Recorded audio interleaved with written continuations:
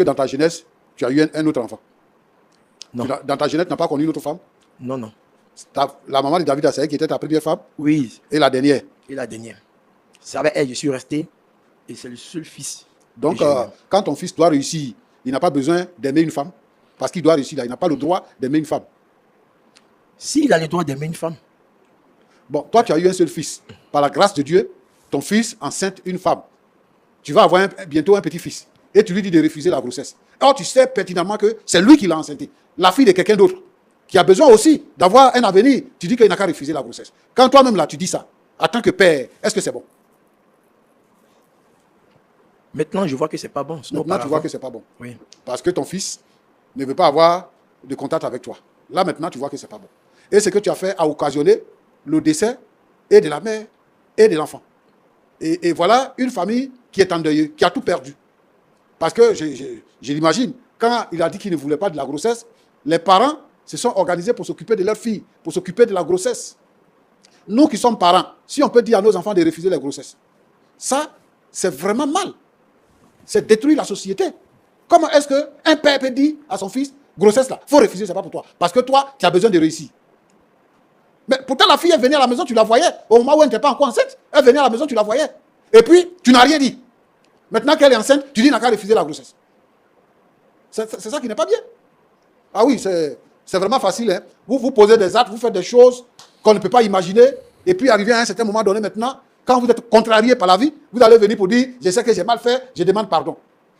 Et voilà, tu sais ce que ça fait de perdre son enfant.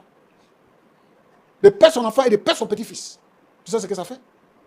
C'est pour ça que ton fils est fâché contre toi. Je comprends bien ce que tu dis. Mais au moment où tu prenais la décision, tu étais trop tout puissant. Et que bon, tu pouvais décider de la vie ou de la mort de quelqu'un. De la joie ou de la peine de quelqu'un, tu pouvais en décider. Parce qu'il n'a rien à manger, parce qu'il n'a pas de travail. Il va, il fait des demandes partout, il n'a pas de travail. Le souci de ton père, c'est que tu sois quelqu'un de très honorable, élevé en dignité. C'est pour ça qu'il a dépensé son argent pour que toi tu ailles à l'école. Il a dit quoi? Son niveau là, c'est CEP. Il était contremaître. C'est son argent, il a pris pour que toi tu sois habillé comme ça aussi, tu parles français, tu portes montre, et puis tu t'assois là. C'est ça son argent là, tu as pris. Aujourd'hui là, il a dépensé tout ce qu'il pouvait prendre pour faire sa retraite. Il a dépensé ça sur toi. Maintenant il n'a rien, il est malade. Même maison il n'a pas. Il demande pour manger. Et toi tu ne peux pas être compatissant pour reconnaître que même s'il a fait ça, c'est mon père. Tu dis que ton argent. Mon petit, la vie est devant. Hein? Si tu es l'homme, que tu réfléchis, si tu penses que tu as besoin de ton père comme il a besoin de toi, et que tu auras besoin de tes enfants comme ils auront besoin de toi, je pense qu'il faut changer ta position. Je pense qu'il faut changer ton comportement. Il faut enlever la colère, la haine, la rébellion dans ton cœur. Et décide de pardonner à ton père. Ton père doit être ton ami. Il doit être ton ami.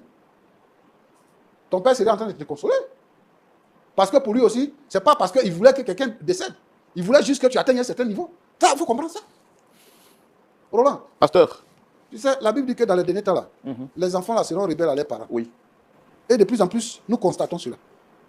C'est vrai, c'est vrai. Dans le passé, il a eu un certain comportement.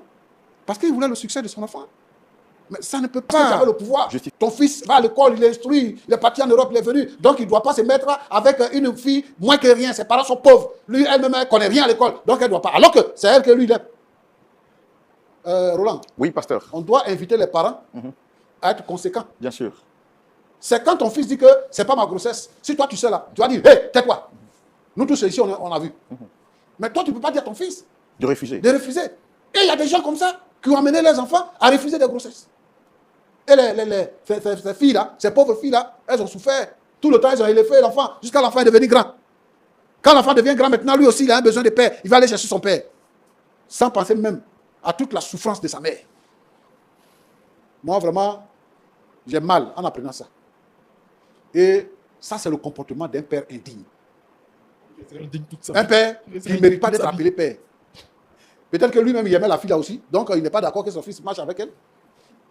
Il a perdu sa femme. Donc, peut-être qu'il l'aimait aussi. Non, loin de là, pasteur. Bon, mais dans tous les cas, tu as mal fait. Et c'est ça qui nous amène sur ce plateau-là aujourd'hui. Et moi, ça ne me plaît pas. Il faut que je te dise ça. C'est parce que ce n'est pas à recommencer. Sinon, c'est une mauvaise chose. Et par ton histoire là, moi, je veux inviter les pères qui se croient tout puissants pour leur fils et qui peuvent rejeter, renier même la grossesse d'une fille que leur fils a engrossé. Je suis opposé à ça. Si les enfants s'aiment, il faut les laisser marcher. Toi, tu as fait ta vie, tu es dans ta vie. Moi, je suis dans ma vie ici. Je suis en train de trouver la femme que je veux. Si mon fils veut une femme, si ma fille veut un jeune homme, qu'est-ce que j'ai à m'opposer? Le souci des parents doit être le bonheur de leurs enfants. Comment est-ce qu'ils vont vivre? Il faut leur donner des conseils pour qu'ils puissent marcher dans la vie, pour qu'ils puissent réussir. Il n'y a pas d'homme idéal ou même de femme idéale. C'est lorsqu'on décide de vivre ensemble qu'on se construit ensemble. Et il faut que les parents sachent ça. Que le Seigneur t'aide. David, je suis à toi maintenant. Il faut arrêter de pleurer et puis écoute-moi. La fille là, elle est décédée quand? Prends le micro et réponds-moi. Elle est décédée quand? Elle est décédée 3 ans après. Donc, parce qu'elle est décédée, la vie doit s'arrêter. Hein? Je suis désolé parce qu'elle est décédée. Et c'est pas normal, c'est pour ça que j'ai parlé à ton père. Mais est-ce que parce qu'elle est décédée, la vie doit s'arrêter?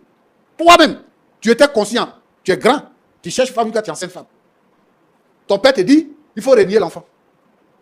Mais il va dans la famille de la fille, dit que bon, vraiment, moi je l'aime, je n'ai pas de moyens, mais mon père me dit de ne pas accepter. Les parents vont te comprendre. Tu t'as pas dit que ça ne dépend pas de moi, donc l'enfant, c'est pas pour moi. Non, mais papa, est-ce que ce qu'il a fait là, à votre place, si c'était votre père là, vous avez Ce que accepté? toi tu es en train de faire là, c'est bon? Est-ce que vous avez accepté? Ce que toi tu es en train de faire, c'est bon? La Bible dit, honore ton père et ta mère. Écoute-moi, la Bible dit, honore ton père et ta mère. C'est ce que tu es en train de faire?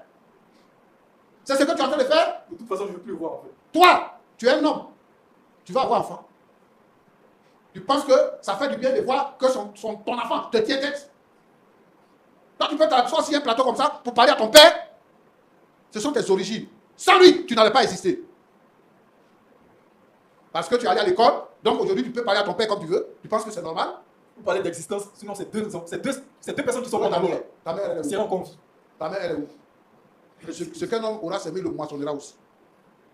Ce qu'un homme aura semé, il le moissonnera aussi. Et il va aussi le moissonner. Mais il est en train de moissonner. C'est moi qui vous le dis. Mais toi, tu es en train de s'aimer aussi. Lui, il est en train de moissonner maintenant. Toi, tu es en train de s'aimer. Toi, tu penses que tu vas rester jeune, que tu ne vas pas vieillir. Tu penses que tu vas rester comme ça, tu ne vas pas avoir enfant. La vie là va devant. Hein? La vie va devant. Les enfants qui vont naître de toi, là, tu sais c'est quel caractère ils vont avoir? C'est pour ça que Jésus nous dit de pardonner à ceux qui nous ont offensés. Pour que le Père puisse pardonner également nos offenses. De pardonner à ceux qui nous ont offensés. Ton Père est venu s'humilier devant nous. S'humilier devant toi. Tu es belliqueux. Tu es en train de faire des choses. Qu'est-ce que lui fait? Il se met dans une position d'humilité, d'humiliation. Pour te demander pardon. Mais reviens. Ce que tu fais là, ça va t'envoyer où? Ça va te donner quoi? Tu le récoltes parce que tu peux travailler, tu peux avoir l'argent. Donc, ton père là, il ne doit pas exister. Effectivement, j'ai mon argent. J'ai mon argent. Donc, c'est à cause de J'ai ça. travaillé pour ça, j'ai mon argent en fait. Si tu ne lui donnes pas, il va mourir. Tout comme tu s'il meurt, c'est fini. Il sera plus sur Et terre. toi, tu vas vivre éternellement sur terre. C'est ça? Ton argent va te faire vivre éternellement sur terre. C'est cela? L'argent est un moyen pour vivre. Le monsieur là, c'est ton père. C'est pas lui qui a tué la fille. C'est pas lui qui a tué ton petit-fils. C'est pas lui. C'est vrai, il y a eu un incident, mais c'est pas lui. Tu ne peux pas lui faire porter le chapeau. Et puis tu te mets dans cette position-là. Pour quelqu'un qui est déjà décédé. Il faut pardonner à ton père. Il faut te réconcilier avec ton père. Comme ça, Dieu va ouvrir les portes pour toi. Tu n'as jamais vu quelqu'un qui est intellectuel et puis qui n'a pas de travail? Toi, tu dis que tu es architecte. Si quelqu'un n'a pas de maison à construire là, est-ce que toi, tu peux avoir l'argent pour manger? Si on a dit qu'il n'y a pas un architecte comme toi, il y en a beaucoup. On peut prendre. Et puis toi, tu es là, tu ne trouves pas de travail. Tu n'as pas encore vu quelqu'un, un intellectuel qui traîne dans la rue parce qu'il n'a rien à manger. Parce que justifier le fait que David se comporte comme ça avec son père. J'ai dit son père.